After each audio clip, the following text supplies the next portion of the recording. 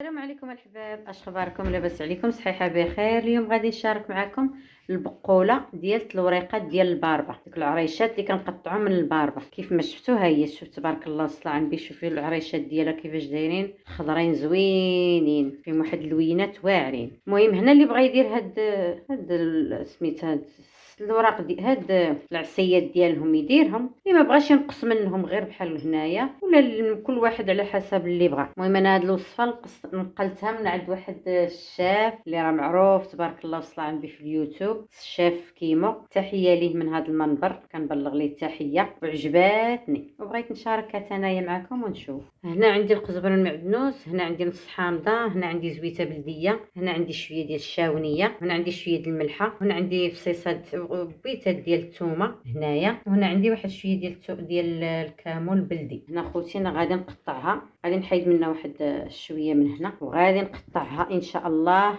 وغادي نرميها، غادي نديرها تطيب بواحد الكويس ديال الماء، وندير لها العطيريه ديالتها على ما طيب ونشاركها ان شاء الله معاكم. ها هي هنا بلا ما غادي تشوفوني غندير العطريه، راه هذه هي العطريه اللي كدار فيها وصافي. هادشي اللي كاين، وبصحتكم وراحتكم. وملي غطيب راني غادي نصورها معاكم. هنا الحباب بعد ما حيدت منها هادشي ديالها. المهم بعد ما انا دابا هي كنشوفوا فيا انا كنقطع فيها، ها هي شتي انا سايره كنقطع فيها، وغادي ان شاء الله نكملها، وغادي نديها نشعل عليها البوطه، نكملها في التقطاع، نشعل عليها البوطه على ما تدير واحد شويه نلوح على العطريه وانا معكم ان شاء الله. وشكرا لكم وبصحتكم وراحتكم. وهنا بعد ما طابت البقوله ديال الوريقات ديال الباربه، غادي نزيد عليها كيف ما شفتوا واحد نص كويس ديال زيت العود. ها هو غادي نزيد كزبر المعدنوس، غادي نزيد عليها العطريه، وغادي نزيد الحامض،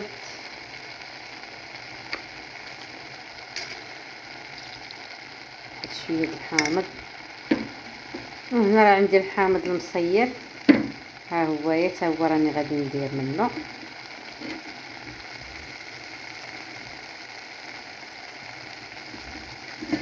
وغادي نحرك هادشي كامل، وغادي نرجع ان شاء الله بعد ما نحرك هادشي ونسالي. انا معاكم.